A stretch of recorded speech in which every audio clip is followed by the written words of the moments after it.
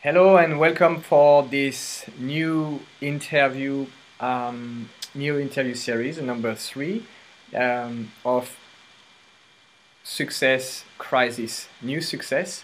Today, I have the pleasure to have as a guest Coach Michael Taylor, who's been doing work with men along the last 20 years. And here's the introduction about him.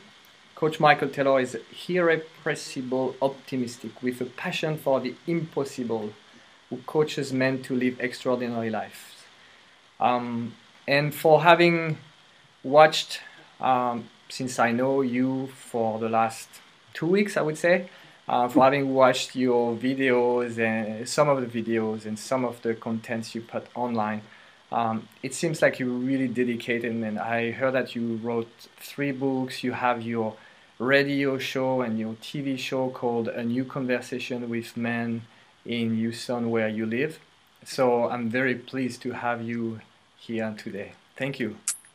Thank you. And I'm really excited to be on the show with you because I think this is the most important work that we can be doing in the world right now, is empowering men to break free from some of the old masculine paradigms that don't no longer work. And so I'm really excited because when I started this 20 years ago, there were very, very few men or resources that were talking about these issues. So it's really exciting now to see the number of men's coaches, men's radio programs. Yeah. So it's pretty exciting. Yeah, that's cool. And what I'm curious now, what was available 20 years ago, actually? Very, very little, because when I started this process, I remember going to a bookstore looking for some books to read on men's issues. There was none. There was a guy named Sam Keene who wrote a book called Fire in the Belly, and there was Iron John, which was sort of the start of the men's movement here in America. Yeah. And so about the two primary resources for men. And so that was one of the reasons I began writing, because I felt that all the things that I had gone through, there had to be other men who had gone through the same thing. So I wanted to share the lessons that I learned, and that's when I started writing. Yeah, that's cool. So let's jump in. Like, you know, the principle for this interview, we start every time with a story of first an idea of success, a crisis that refine our idea of success. So I've heard a bit of your story. I'd like you to share with us today. Okay, well, about 20 years ago, I had lived the so-called American dream. I had the house, I had the wife, the 2.5 kids, the corporate job, the 401k, and by society standards, I was pretty successful. You had and 2.5 kids? That's How is your half kids going on now? Sorry to interrupt you. Yeah. I accomplished all of this at the age of 23 years old. And so at a very young age, I was very successful.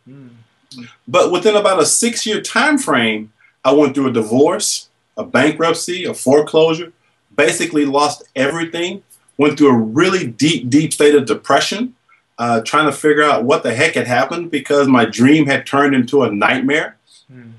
And so there I was sitting there bankrupt all along, completely confused because I had did everything society said I was supposed to do to be happy, but I was absolutely miserable. Absolutely miserable. And I really at the time didn't understand why. And so during the darkest period of my life, sitting up late one night because I was so depressed that I couldn't sleep. And I remember looking across my room, and just like the bookshelf you have behind you, I had a huge bookshelf full of books. And I noticed that every book on my bookshelf had something to do with making money. And as I looked across the room at those books, this question just sort of popped in my head. And the question was this: Michael, what if you took all the energy and effort you've used in trying to get rich and simply learn how to be happy? And that one question literally changed my life in an instant. Because in that moment, I realized that, number one, it had been a very long time since I had felt happy. I was, again, stuck on that societal roller coaster that says if you have all these external things, you will be happy. But the truth was, I hadn't felt happy in a long, long time. And so in that moment, I simply made a commitment that no matter what it took, I was going to figure out, I was going to learn, I was going to be happy again. And so that question propelled me to begin my own inner journey to finding my true self, finding out what made Michael Taylor click, and ultimately get to a place where right now, in this very moment, I can tell you that I'm happier now than I've ever been in my life. And obviously there were lots of challenges, but as a result of me doing my work as a man, understanding who I am now in a place where I'm completely happy with my life. Wow, this is a strong statement. Which makes me curious again is, it's kind of a silly question. Is like, how do we recognize that we are happy? Because I believe that we, men and women, have a tendency to numb ourselves, and through addictions, like any kind of addiction, coffee, sex, alcohol, nicotine, thoughts, feelings, anything. And so how do we recognize whether we're happy or not? Well, an important part, and this is specifically for men. You see, we live in a culture, in a world actually, that conditions men not to feel. We are taught that it's not okay to be in touch with our emotions. We are taught that emotions are for women. We are taught that intuition is something for females. Well, the fact is, men are just as emotional, just as intuitive as women. We've just been conditioned not to be. And so for men, what we have to be willing to do is, I believe, the very first step, if we're wanting to change our lives and get in touch with our happiness, is to first recognize how we feel. Really be in touch with our emotions. And a lot of us as men, we are so disconnected from our emotions. We process everything from the neck up. And so we're constantly thinking through things and not feeling them. And so we must do the work to help us get in touch with our emotions before we can recognize if we're truly happy. And that takes effort, that takes work, but it's available to all men who are committed to this and who are willing to do just what we're doing now, having a dialogue with each other about, well, what did you do to help you get to that place where you're happy? And we're going to be talking about that throughout this interview.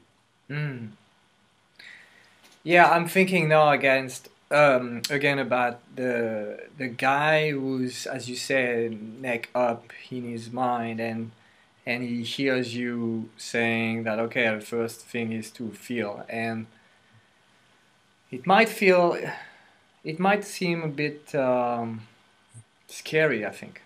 Sure, absolutely. It terrifies us as men. Why? Because our culture says, as men, we aren't supposed to feel. We aren't supposed to go there. And that's why men are so resistant to this work. Because the culture conditioning, if you look at television, if you look at our family units, if you look at our cultures, they all inundate us with these ideas and images of what it means to be a man.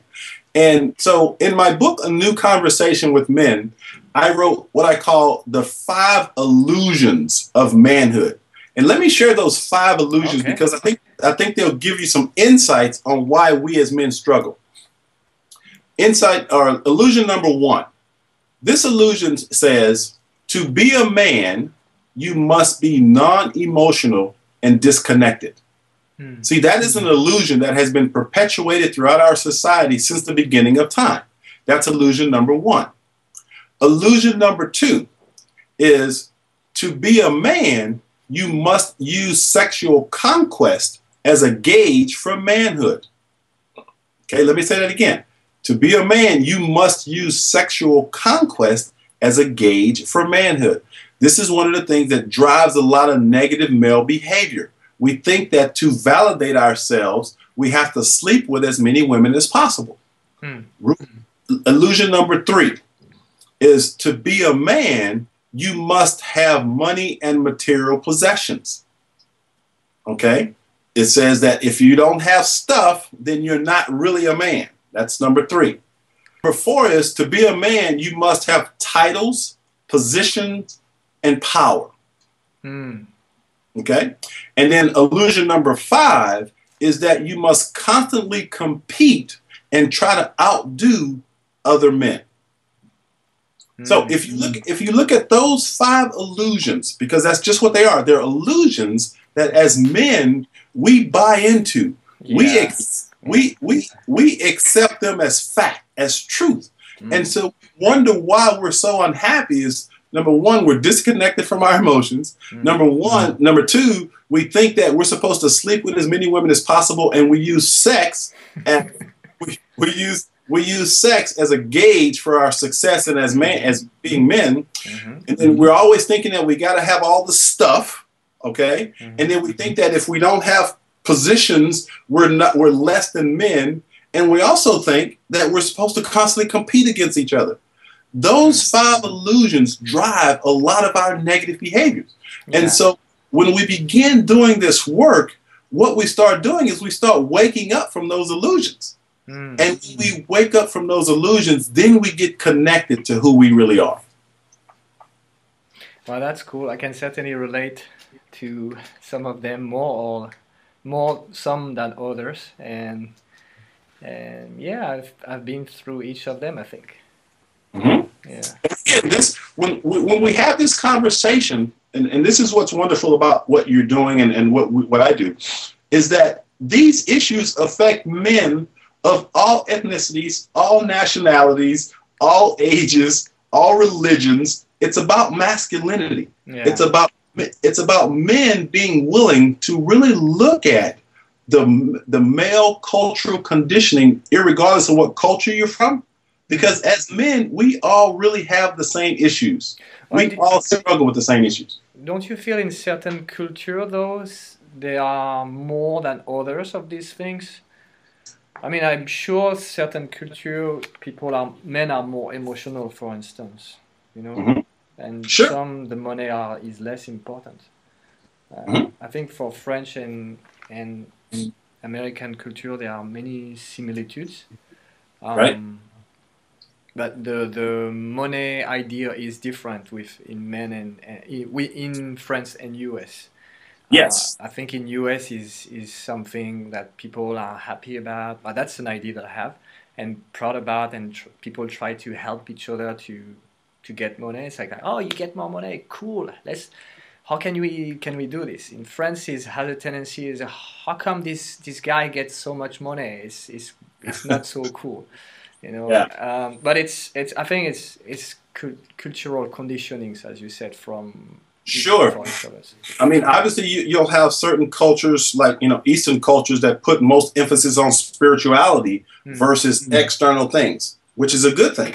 Here in America, I believe there's sort of a shift as we start moving away from capitalism and greed. Men, I believe, are really hungry for something new and different. And those five illusions are definitely rooted in the American culture. But as you mentioned, as you heard them, there were some that you related to. Yeah. So that lets me know that it does cross cultures, and certain cultures do put more emphasis on different things. Yeah, definitely. And how do you link these five illusions with your story that you started before? Like you had the American dream with your wife, kids, and then you divorced and collapsed and realized that with your books that you were focusing on money instead of happiness. How do you link these two things? Well, it begins, first of all, with my willingness and my ability to get in touch with my emotions. Okay. Because when I went through my divorce and all the stuff that I mentioned, the first thing that started for me where I really began changing was I gained a courage, and this is what it takes for men. I gained a courage to simply go to therapy. That was the first step on my journey. And so simply being willing to take that step is what began my process of transformation. And so I believe what we as men have to be willing to do is to remove the negative stigma about asking for help. because for men, the most difficult words to say, the three most difficult words to say for most men is "I need help." I need help, yeah. Followed by "I don't know." So as men, again, we've been conditioned to believe that we're always supposed to be tough, to be strong, to carry the weight of the world on our shoulders. But the fact is, sometimes we have to be willing to say, "I need help." Yeah. So I gained the courage to do so because I personally didn't have a choice. Because fortunately, I didn't drink, I didn't do drugs or anything like that. Otherwise, I probably would be dead right now. The fact that I didn't engage in those things, those negative behaviors, I was able to start recognizing some of the issues that I was dealing with, like depression, and then do something about it. And so for the men who are watching this, I want to say that it is absolutely okay to ask for help, to not know everything, just to seek support that can support you in transforming your life. And that's the beginning of every journey. Yeah. Yeah, I've watched a video you put with Russell something where you talked about the difficulty for men to asking for help. Yeah, so if people wants to dive into this topic, I think they can go and see this video. Yeah, because just engaging in this conversation right now for the men who are watching, it takes a lot of courage for a man to sit here and be this vulnerable and open talking about these types of issues. But dialogue is always the key to transformation. This is how we support men in changing their lives, by sharing our stories, not preaching to them, not trying to make them wrong, but simply sharing from our own hearts. This is what I went through. And when we speak openly and honestly like that, it gives men the opportunity to do the same. Yeah, I believe this. And I believe as well, as you said before, that there are much more resources available than 20 years ago now. Yes, and absolutely. it's not necessarily a therapist that we need to seek. It could be any kind of support, teacher, coaching, meditation. There's lots of programs out there. There's lots of resources available. Yeah. Men just have to get the courage to start. And I believe having this conversation is a great place to start. Yeah. So the first step for you, if I will understand, has been with your therapist to be in touch with your feelings and your emotions. Absolutely. That to me, because here's what I believe.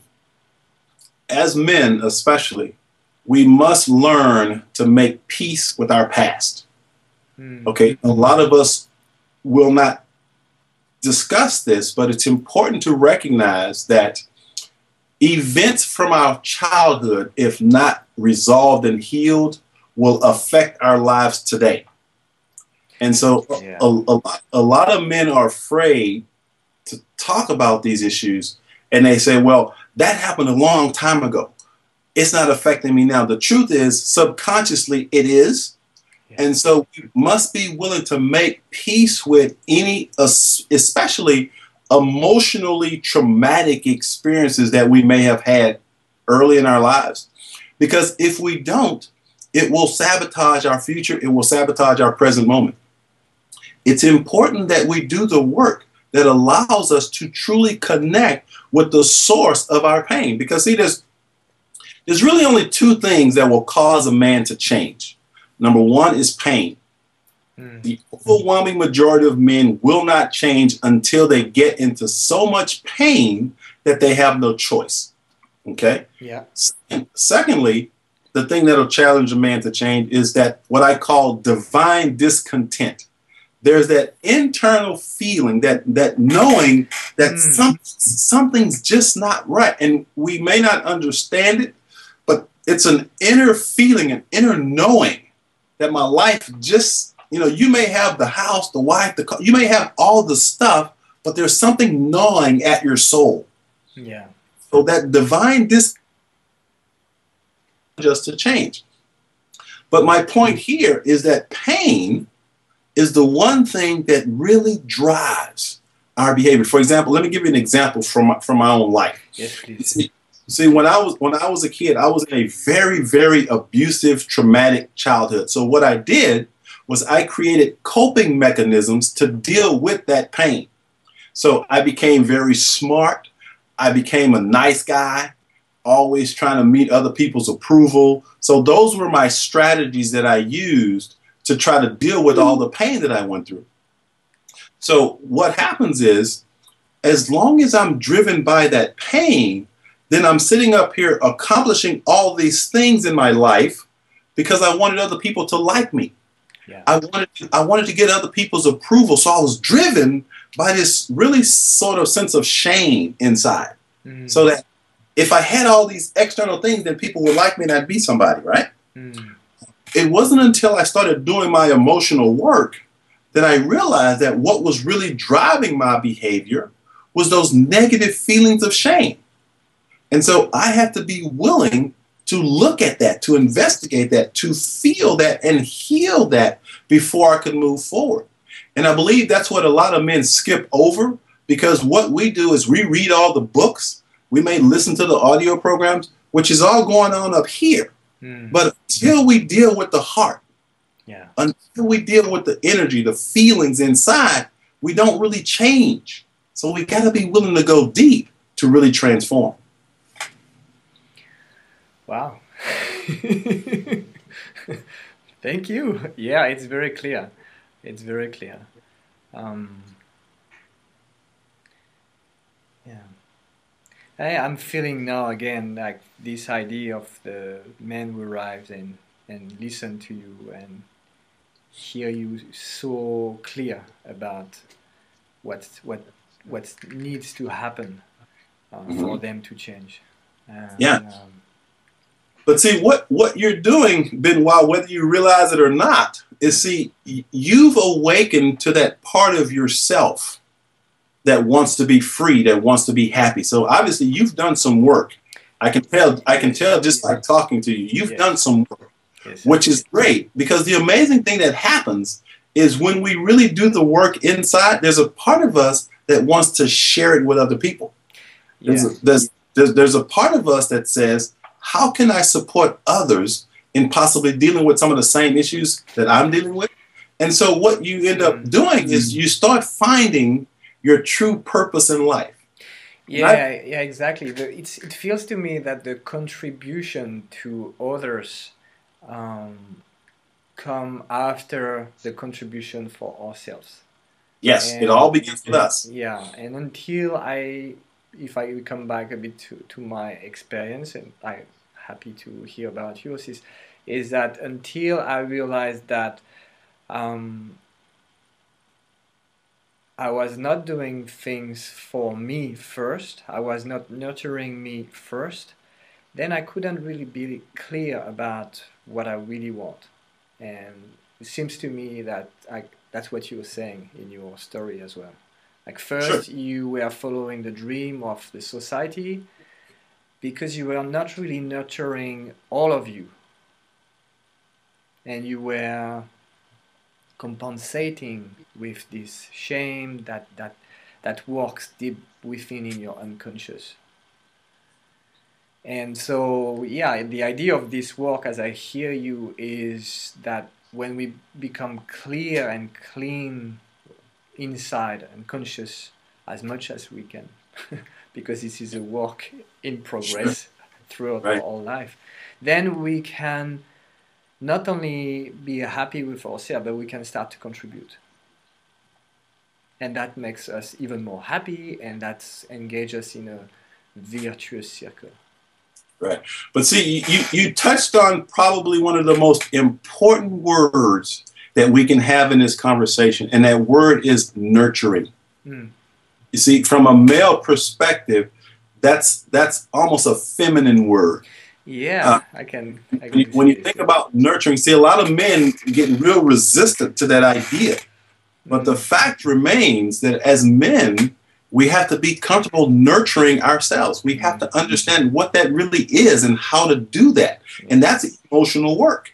So I think we can say it in a masculine way. So go and fucking nurture yourself, man. I mean, that would be better, not you think? There you go. But it's really important that we get to that place where we're comfortable taking care of ourselves. And men really struggle with that. So we have to become aware of what that means. And when we start taking care of ourselves internally, then, as you mentioned, we can go out into the world and share and help and support others. But it all begins with us first. So what does that mean, taking care of yourself at this moment in your life? So that it gives an example of someone accomplished like that, like you, and for people to say, okay, I do this, I don't do that. Right. So when I say taking care of myself, first of all, I'm aware and I notice my relationships. See, because when I'm taking care of myself, my relationships really work. For example, I've been married for about 12 years now. And what I know and recognize is my wife and I have a really loving connection. And there's very little conflict. It's just really nurturing. It works for me. That's how I know I'm taking care of myself. When I look at my physical body, I don't abuse drugs or overeat or do things that I know aren't good for my body. Okay, that's how I know I'm taking care of myself. When I spend time in quiet meditation and contemplation, so that I'm at a sense of peace within myself, I'm taking care of myself. So all of these things require practice. And when we do these things on a consistent basis, then our lives really work. So meditation, relationship, and the second one was physical. So you talk about the health, but I think your biceps don't come only because you eat healthy. I enjoy going to the gym. I go to the gym 3 days a week. I've been working out for 30 years. It's just a part of my lifestyle. And so that's one of the ways that I take care of myself, by being physically active and to take care of myself. Sure. Okay. I guess that's a key thing. So, maybe some people would be scared about the word meditation, and that's another topic, I guess. And let's talk about that real quickly, because one of the most important things that I ever did for myself was learn how to meditate. And there's a lot of misconceptions about meditation, and a lot of people think it has something to do with religion, or some people think that meditation is quieting your mind where there's nothing going through. To me, meditation is simply the process of being aware. So when I'm speaking in front of 1,500 people and I'm giving a presentation, I can also be meditating. Because what I'm doing is I'm aware of the thoughts that are going through my head. I'm aware of the sensations that are moving through my body. So what meditation does is simply allow you to simply become aware of your intellectual and emotional and spiritual part of yourself. So it's challenging, but one of the things that I had to learn how to do, because when I was in that success mode where I was climbing the corporate ladder and doing all of that, one of the things that used to really affect me negatively was I could never stop all the chatter in my head. Always the voice just going, just. And I remember writing in my journal one night, I wrote, I wish I could turn my mind off. And so what meditation has allowed me to do is to become aware of all the chatter that's going on in my head, be still, be quiet. And the amazing thing is that if you commit to the practice, long term, you just get a sense of inner calm. You're able to focus better. My creativity as a result of meditation is just off the chain. I mean, as a writer, it's important that you obviously be still and process, but I believe creativity doesn't come from here. I believe creativity comes from here. And so when I'm writing, as a result of my meditation practice, basically what I believe I do is I get my mind out of the way and allow my heart to speak. And from my heart, all my words really flow. Cool, cool. I I believe that the benefits of meditation are so big, and people talk to it in many ways. But yeah, definitely the awareness is definitely a key thing in order to change, to transform. Yes, I think it's an important part of, because, and here's just another way to look at it for men. It's really about relaxation. Because if we really stop and think about it, most of us are always on the go. We're just doing. We're always doing something. Yeah. And when we aren't doing something, we start feeling guilty about not doing something because we can't relax. Well, what meditation allows you to do is to learn how to relax and just to be, not to do, just to be in your own body, just to be in your own experience. And so when we can do that, then we get to a place of no stress. You know, it's not that stuff doesn't happen in life. It's just that through the process of meditation, you're able to deal with the stuff better. See, that's the way I see it. You're able to deal with life better because you're not constantly having all these negative thoughts going through your head. You're just, okay, this is what is happening right now. I'm in this present moment. I'm not projecting myself in the past. I mean, in the future or living in the past. I'm right now. What can I do? And that's what meditation allows you to do. Just be present with what's real for you right now. And it's very powerful. Very powerful. Well, that's cool. I think we've been through a lot of stuff already, and I think it would be great that we summarize some of the points to make it clear. So, I think after your story, how people can be interested in starting the work is, why do I need to start the work? And we talked about it with the 5 illusions you were talking about, and then after about the clarity of the emotions that we have that run our lives, and that by cleaning this we can really have the life that we really want, that makes us happy and contribute to others. I think that's the first point in the why starting this kind of work. Would you add something else? Well, the only thing I'd say is that men need to, not need, I think it's important to have a positive, optimistic outlook, because there's so much negativity out there.